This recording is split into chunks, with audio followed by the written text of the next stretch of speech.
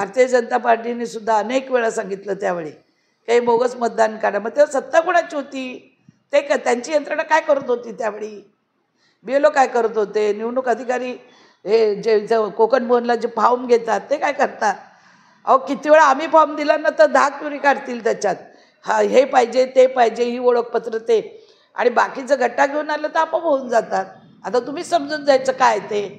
त्याच्यामुळे आता सगळे नेते जागृत झालेत. असं नाही आहे आजचं आहे. 15-20 वर्षापूर्वी काय करत होते तुम्ही? तेव्हा करायला पाहिजे होतं.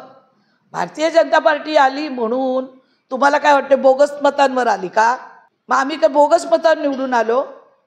आमच्या इथे मी इतकी पारदर्शकता पाळली की आमच्या कुठल्याही पोलीस स्टेशनला कुठल्याही विरोधकाला एकही संधी आम्ही बोलायची दिली नाही का इथे बोगस झालं का इथे बोगस मतदान झालं म्हणून. इतका आम्ही चांगल्या पद्धतीने तिन्ही निवडणुका एवढं बोगस असताना नामांकित केल्या.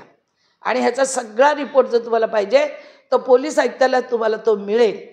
म्हणून तुम्ही आम्हाला बोलू शकत नाहीत, भारतीय जनता पार्टीला बोलू शकत नाही की तुमची सत्ता आली म्हणून तुम्ही हे केलं, निवडणुका होऊन देणार नाही तेवढं. असं नाही आहे. पारदर्शकता आणायची तर सगळ्यांनी मिळून काम करा. दुबार जी नावं आहेत ती सगळ्यांनी बसा.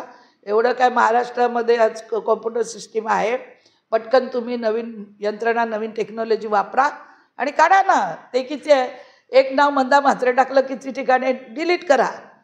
हा माणूस मेलाय टाका, डिलीट करा, करा ना, काय लागतं. पण ते करायची इच्छाशक्ती पाहिजे ना. मी का बोलली? कारण माननीय मुख्यमंत्र्यांवर आरोप करायला लागले.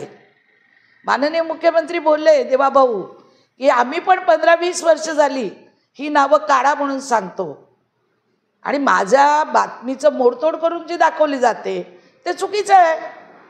माझं हेच म्हणणं आहे, काढा.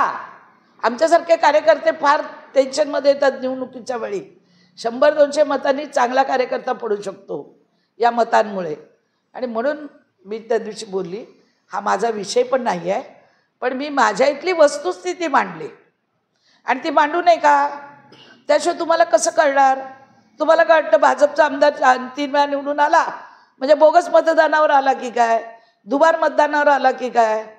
तर हे मांडणं माझं कर्तव्य आहे, सर्वांसमोर हे आणणं माझं कर्तव्य आहे. आणि म्हणून मी ही स्टेटमेंट त्या दिवशी दिलेली आहे.